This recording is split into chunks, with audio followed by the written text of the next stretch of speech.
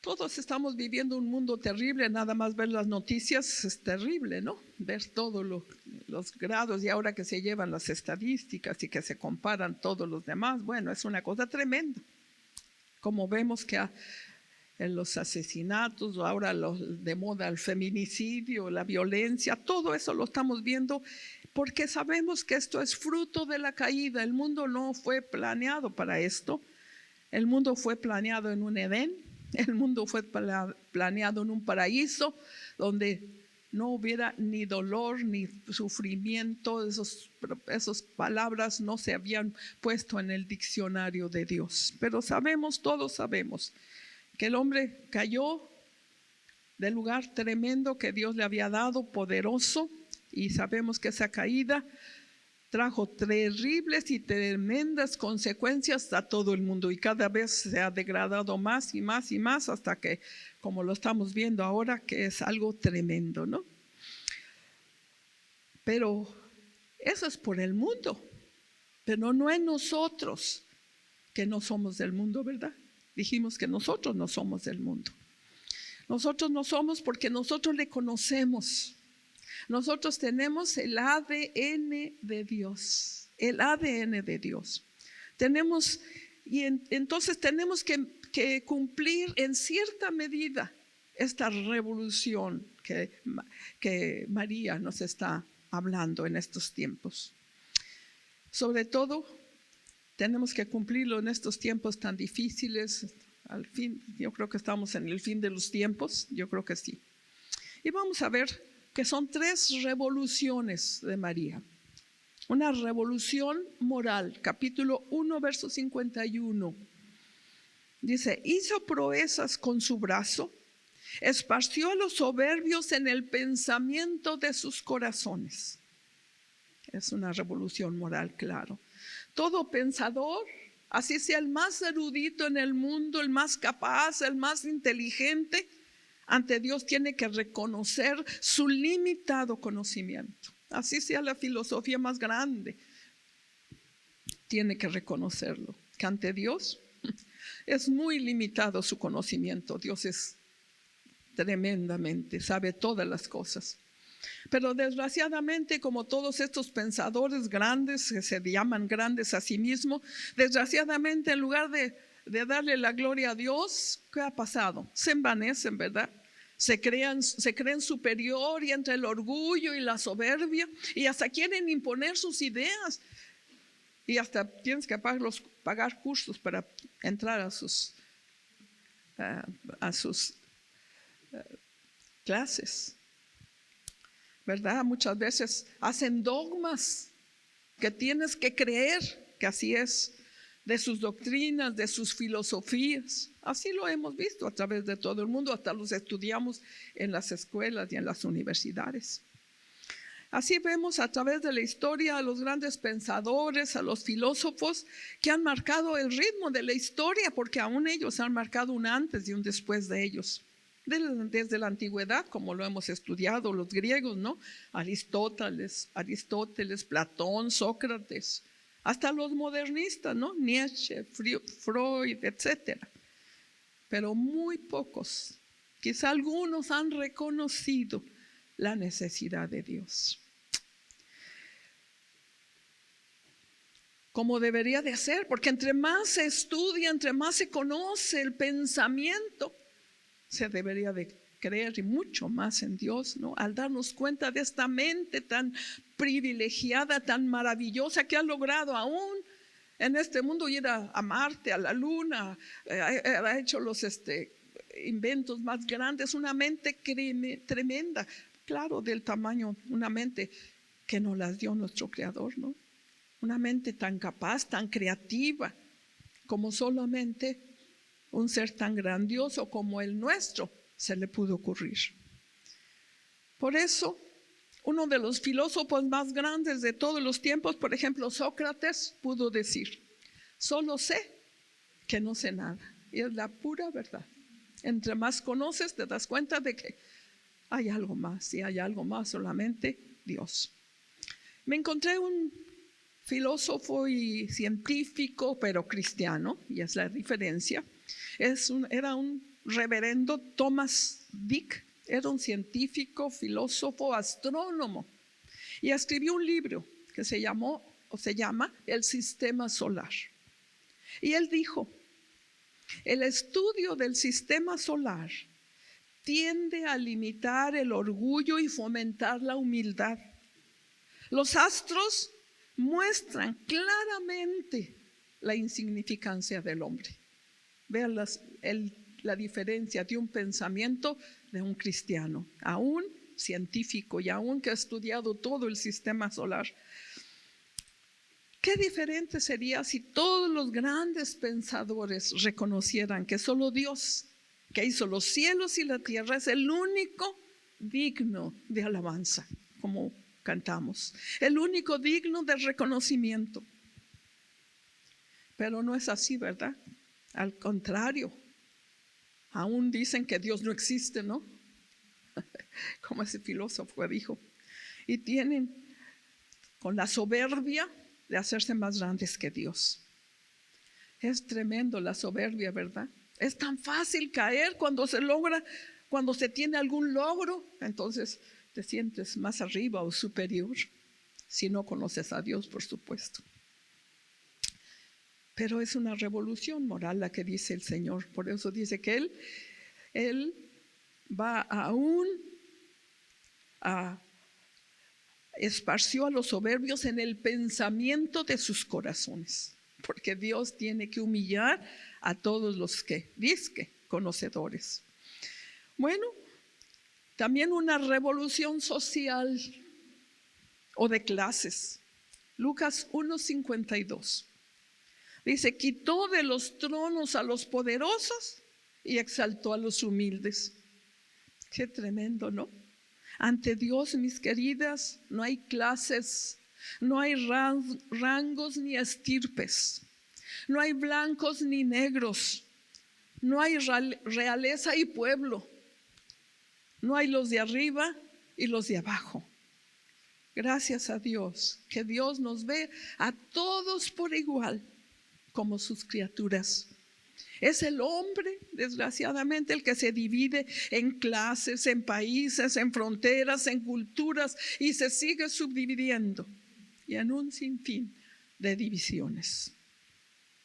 Gracias a Dios, eso es lo revolucionario del cristianismo, que a todos nos eleva al justo medio. En Dios, dice la Biblia, no hay varón ni mujer, no hay siervo ni libre, sino que todos somos uno en Cristo Jesús. Qué maravilla, ¿no? Dios baja a los de arriba y eleva a los de abajo y nos pone a todos en un exacto equilibrio. Desgraciadamente, a lo largo de la historia se han cometido muchos errores, aún de los supuestos cristianos, ¿verdad? Como sabemos en todas las culturas, al olvidarse de los principios del amor y del evangelio. Nos olvidamos de esto y nos volvemos como cualquiera. Por eso es una revolución social también. Una revolución económica. Lucas 1:53. A los hambrientos colmó de bienes y a los ricos los envió vacíos. Qué tremendo, ¿no? El mundo ha tenido diferentes gobiernos a través de todos los siglos, ¿no? Lo hemos estudiado, el feudalismo, ¿te acuerdas? Los señores feudales, santo Dios. Y que muchas veces todavía hasta a nuestra América llegó, ¿no? Donde había todo hace poco, no hace mucho, la tienda de raya, ¿no? Donde ahí se tenía que comprar todos los pobres trabajadores. Bueno, el feudalismo, la monarquía, ¿no? Todavía. Bueno, hay unas cuantas nada más de adorno, ¿no? La democracia, cuántas cosas, ¿no? La Revolución Francesa, que marcó un antes y un después en la historia de todos los gobiernos del mundo, supuestamente buscando la igualdad, fraternidad y libertad. Eso fue su bandera, ¿no? Y que la mayoría de las democracias del mundo, incluso la nuestra, con nuestra independencia, fue influenciada por ella. La mayoría de las democracias del mundo se han basado en esta revolución. con todos estos sus altos ideales que tenía la Revolución Francesa, no se ha logrado ni siquiera en Francia misma. La mayoría de los sistemas del gobierno no sirven, mijito, ni el de derecha, ni el de izquierda, ni el centro, ni nada. La mayoría de los sistemas del gobierno quieren la equidad de todos, el progreso, la oportunidad para todos, etcétera, etcétera. Ya sabemos, la demagogia, ¿no? Por eso hemos visto que el comunismo, el socialismo, el humanismo, pero ninguno de ellos lo han logrado. ¿Por qué? Porque sus postulados se basan en el hombre mismo. Porque solo, mis queridas, cuando Jesús regrese a esta tierra, Él sí va a establecer un gobierno justo, un gobierno donde haya equidad, donde haya progreso. Él sí va a poner en marcha un nuevo tipo de gobierno en esta tierra. Se va a llamar cristocracia. No va a haber otra. Y entonces sí, como dice Isaías, lo puedes ver en Isaías 63 del 20 al 22 y el 25 también. Dice, no habrá niño que muera de pocos días, ni viejo que sus días no cumpla. Edificarán casas y vivirán en ellas, plantarán viñas y comerán el fruto de ellas. No edificarán para que otro habite, ni plantarán para que otro coma, porque según los días de los árboles serán los días de mi pueblo, y mis escogidos disfrutarán la obra de sus manos. El lobo y el cordero serán apacentados juntos, y el león comerá paja como el buey, y el polvo será el alimento de la serpiente. No afligirá ni habrá mal en todo mi santo monte. Eso sí va a ser una alegría vivir, porque ahorita dice, nadie sabe para quién trabajan, ¿no?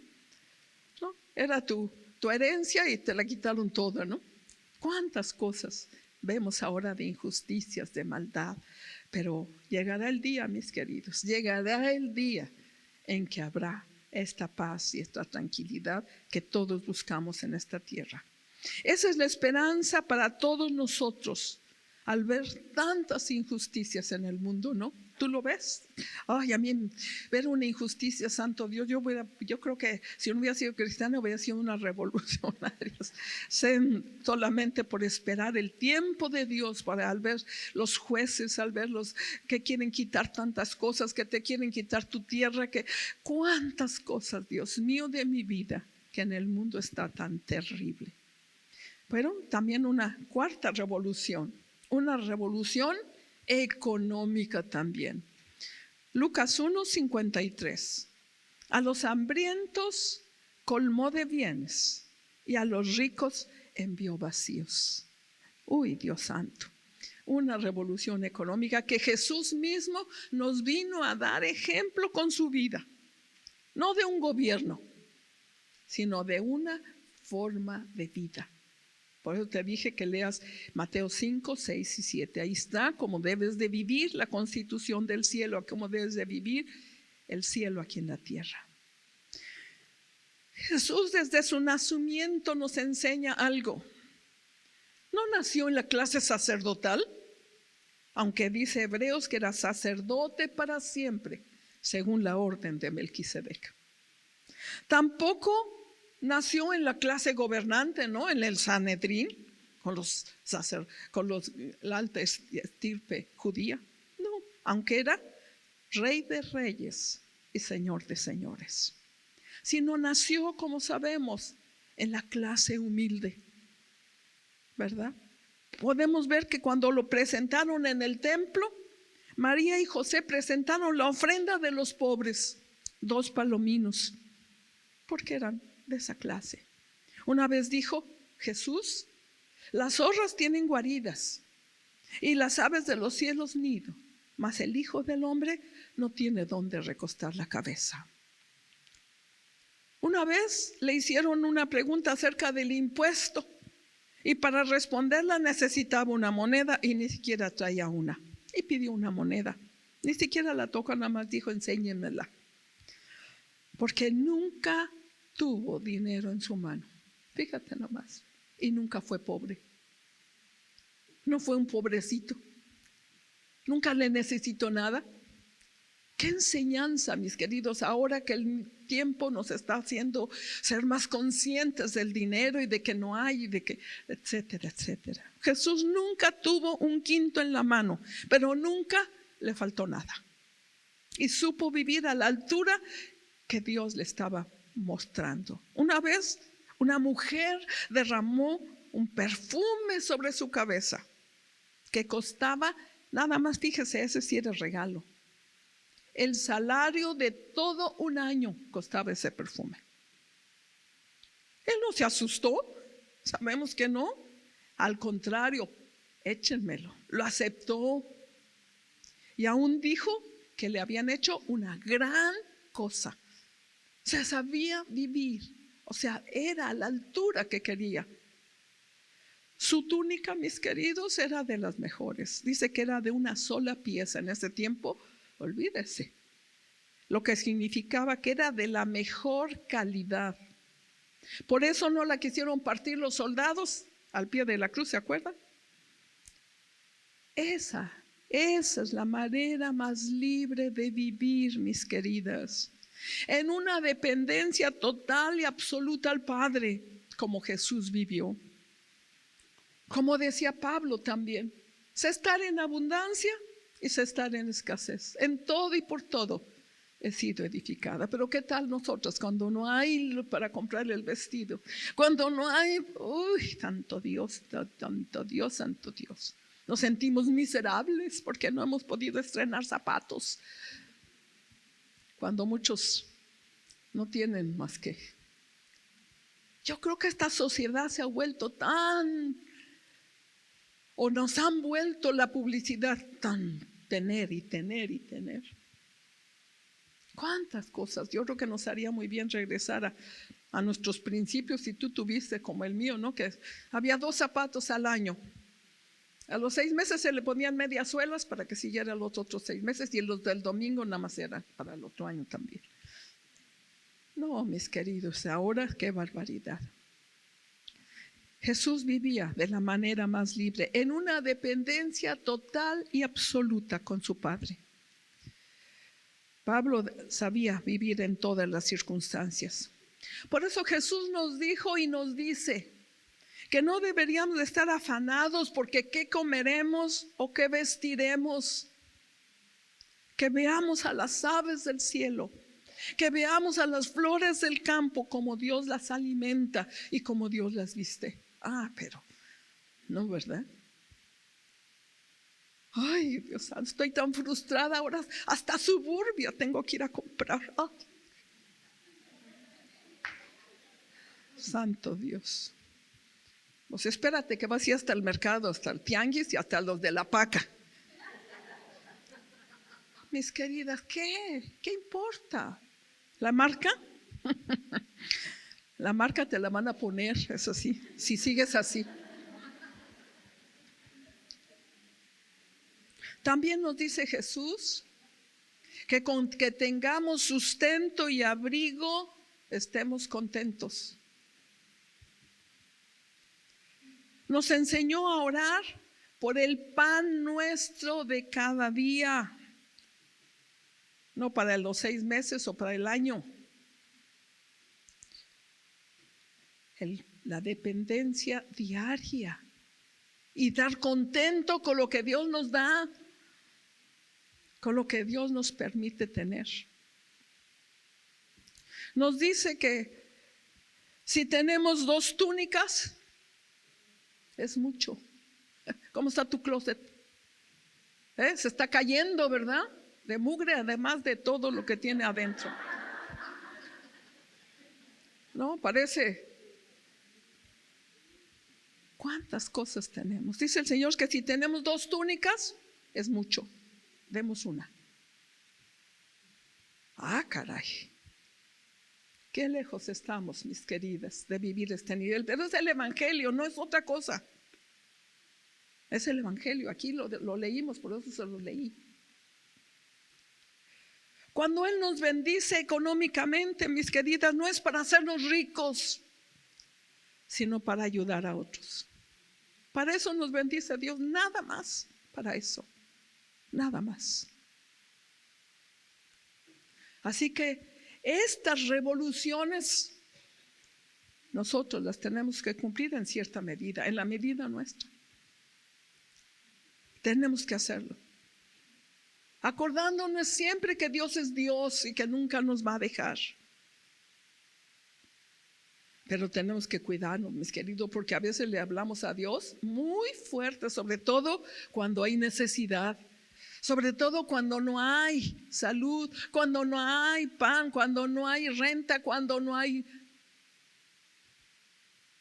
Le hablamos fuerte. ¿Qué te pasa?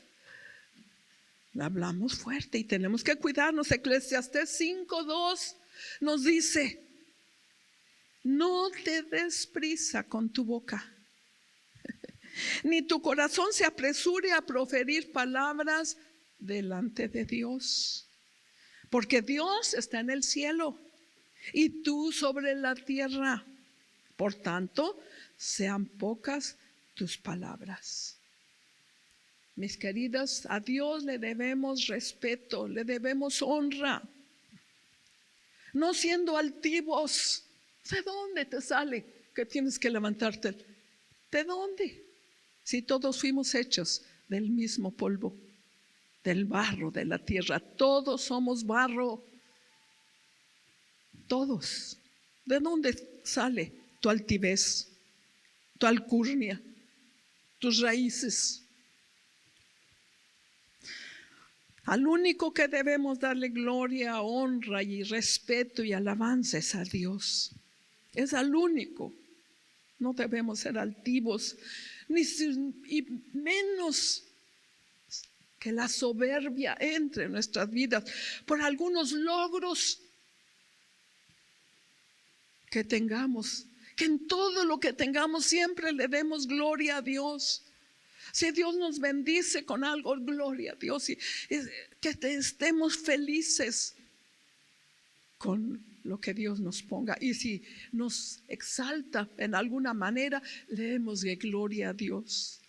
No sabe qué difícil es dar gloria a Dios en el mundo. Yo me acuerdo que cuando me gradué en la carrera de dentista, como había hecho con los hijos y con todo el trabajo, etcétera, yo me acuerdo que todos mis maestros decían: ay, qué logro tan grande, qué voluntad, qué fuerza. Y siempre decían: no, es que Dios es esto, Dios. Y ay, sí, pero tú también. No podían entender que yo estaba segurita que no era yo, era Dios. Yo le dije: Señor, este título no es mío, es tuyo. Dice que me dieron una medalla y nunca le enseño, jamás, porque le dije: esta no es mía, esta es tuya. Yo estoy segurísima que a mí no, esa fue Dios. Pero no sabes qué difícil es que el mundo entienda darle gloria a Dios. Pero tenemos que hacerlo aunque no lo entiendan. Tenemos que tratar a los demás, dice la palabra, ¿cómo? Como a superiores que a mí mismo. Ay, Dios santo. ¿Que no sabes con quién estás hablando y hasta nos levantamos? No. Esa es superior a ti. La señora que te vende las verduras es superior a ti. La que te ayuda en la casa es superior a ti. Así debes de tratarla. Igual a tu jefe es superior a ti. Es un viejo tal. No. Es tu jefe.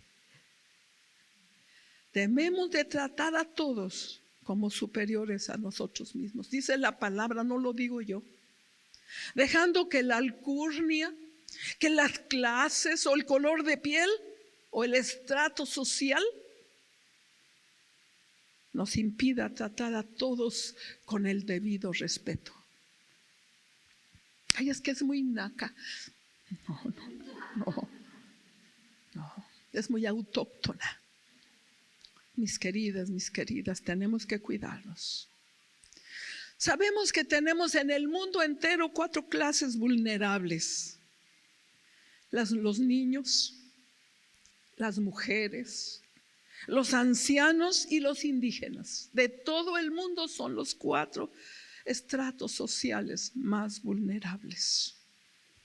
Y quiero platicarles de una experiencia que tuve personal hace muy poquito.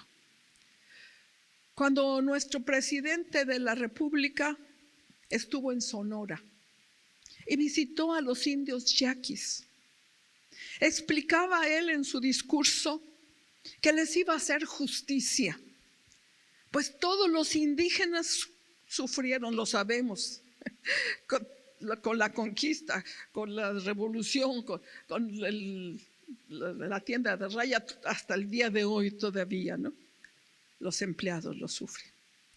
Pero dice que todos estos grupos de los yaquis fue el grupo, dijo él, que más sufrió. Y yo desgraciadamente no lo sabía. Después le pregunté a Cari y dice, sí, yo leí el libro México Bravo o algo así, ¿no? Y dice, ahí dice, bueno, yo no lo leí, perdón. Pero entonces él decía que este grupo de yaquis fue el que sufrió más que todos los grupos indígenas. Y dice que aún fueron llevados como esclavos hace poco tiempo, bueno, cuando estaba Quintana Roo poniéndose a habitar otra vez. Dice que los llevaron como esclavos a Yucatán y Quintana Roo, aún fíjese, desde Sonora, lejos de sus costumbres, de su clima, de su vestido, en fin, de todo. Bueno, después de su discurso, hubo un traductor que le tradujo en su idioma a un grupo de yaquis que estaban ahí, en su idioma. Y cuando estaba yo oyendo el idioma, todo lo oí, por supuesto, sin entender absolutamente nada. Pero algo pasó en mi espíritu. Algo me entró tan fuerte y tan grande que nada más al recordarlo todavía me estremezco por dentro. Quizá sentí en ese momento el dolor que habían sufrido y que yo ni enterada, pues al fin que son yaquis, ¿no? Pero son parte de mi cultura, de mi raza, de mi gente. Y me puse bueno, fue algo tan tremendo que me puse a llorar. Y en la tarde, que siempre le hablo a Lili allá en Canadá, le estaba platicando esta experiencia. ¿Y qué cree que pasó? Ella también en ese momento se puso a llorar. Algo del espíritu, porque hemos sido tan privilegiadas, mis queridas, de tener tantas cosas, de tener, nunca quizá sufrir, o a lo mejor sí en el colegio te dijeron negrito. Mis hijas siempre eran nombradas porque pues el bullying siempre ha habido, ¿no? Siempre la gente es así. A lo mejor sufrimos eso, pero pues no te moriste, ¿verdad? Y seguiste yendo a la escuela. Pero estos que han pagado un precio tremendo, mis queridos, creo que el Señor nos ha estado enseñando en esta pandemia que estamos viviendo el ser más humanos, sobre todo con estas personas con tanta necesidad, ¿no? La que te vende las verduras, en fin, cuánta cosa. Ahora nos dicen, no les regatees, por favor, pues, y ya se ha hecho cierta labor social, pero como humanismo. Pero nosotros debemos ir más allá, no nada más darles, sino compartir el evangelio. Si hay algo revolucionario es el evangelio. Estaba viendo hacia la playa y ahí estaba el guardia que cuida, no está todo el día, está parado, y como mi cuarto de allá. Yo dije, ay Señor, ahí está. Digo, voy a bajar ahorita a hablarle porque está todo el día ahí parado. Y empecé a orar por él y orar por él y no bajé. Pero necesitamos mover nuestro espíritu para compartir el evangelio, para dar el evangelio, es el único libertador, es el único que va a romper las cadenas, cualquiera que sea. Y todos tenemos esa bendición de poder compartir. Quizá no se convierta, pero compárteles el evangelio, compárteles, ¿no? A los del tianguis, yo siempre les digo que Dios le bendiga y Dios es bueno. Yo siempre les ando diciendo, ya me conocen. Porque alguna palabra que dejes, algo que el Señor les va a hacer. Creo que necesitamos llevar a cabo estas revoluciones en nuestra vida la medida de lo posible necesitamos ir. Es increíble pensar que una mujer tan humilde como María, tan joven, sin ninguna preparación académica, pudiera tener un pensamiento tan revolucionario. Pero sabemos que ella fue inspirada por el Espíritu Santo para dejarnos este documento para todas las edades. Leí conjuntamente con esto la epístola a Santiago y les recomiendo, les dejo de tarea que la lean. Tremendamente también revolucionaria. ¿Sabes? Toca todos estos puntos que hemos tocado, que hemos hablado.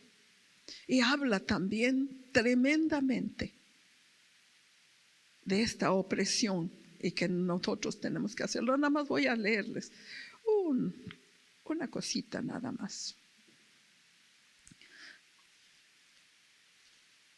Dice: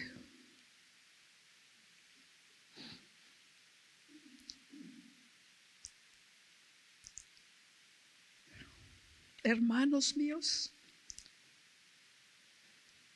si en su congregación entra un hombre con anillo de oro y con ropa espléndida, y también entra un pobre con vestido andrajoso, y miras con agrado al que trae ropa espléndida y le dices: siéntate tú aquí en buen lugar, y dices al pobre: estaré allí en pie, estate allí en pie, o siéntate aquí bajo mi estrado.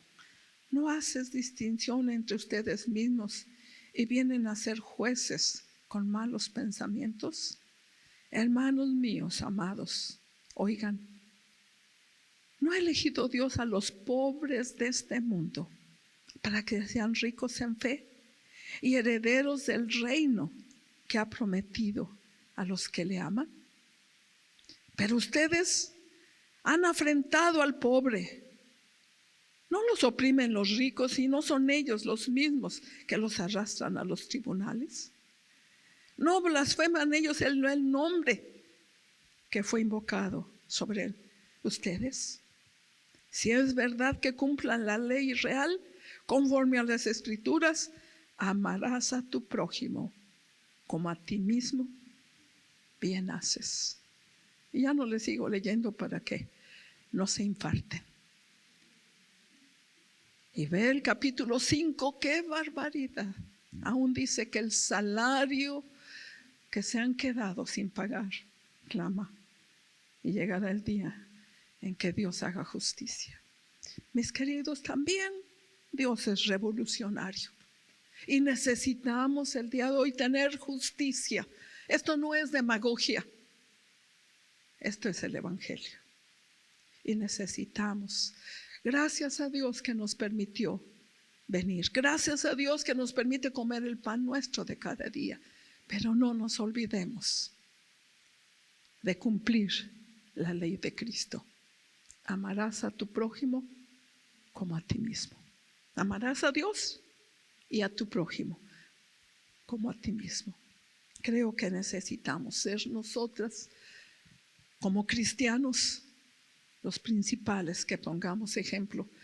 Este mundo no se va a componer, claro que no, ni vas a acabar con las pobres. Dice, siempre los tendrás, Jesús mismo lo dijo.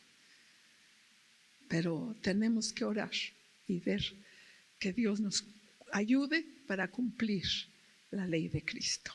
Señor, te damos muchísimas gracias por este congreso que tú nos has dado. Nos has hablado a nuestro corazón, nos has hablado también grandemente a nuestras vidas y te damos gracias por eso, porque somos tus hijas, tu especial tesoro, la niña de tus ojos. Dice que nos has amado hasta el fin. Gracias porque nos has dado muestras de tu amor en todo este congreso, en cada momento, en el sol, en la luna, en las estrellas, en la noche, la cena, cuántas cosas. Pero Señor, también tenemos una deuda pendiente con los que están alrededor de nosotros. Señor, ayúdanos a entenderlo. Ayúdanos, Señor, a hacerlo. Y quita de nosotros, Señor, esa preocupación por el tener y el dinero. ¿Y qué será, Señor? Que podamos tener esa dependencia completa en ti. En el nombre de Jesús, Señor. Amén y amén. Pues que Dios les bendiga. Pues sí, vamos a ver qué sigue.